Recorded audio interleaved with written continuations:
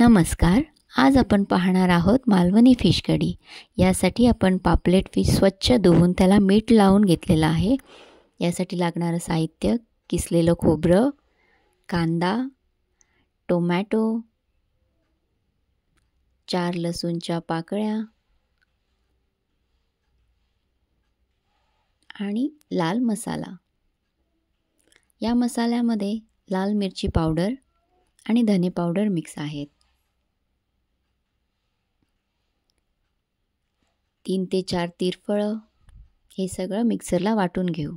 आता एका पॅनमध्ये तेल घेऊन चिरलेला कांदा घालून घेऊ.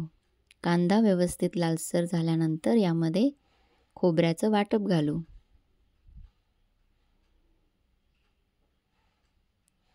आता यामध्ये चवीपुरतं मीठ घालून घेऊ.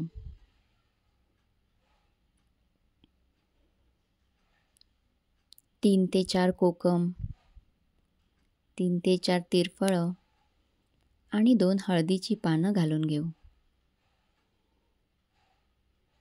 एक उकळी आल्यावर यामध्ये फिश घालून घेऊ.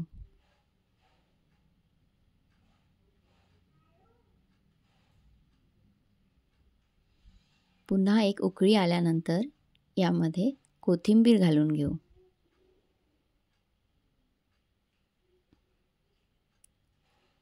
अशा प्रकारे तयार आहे मालवणी फिश कढी. धन्यवाद.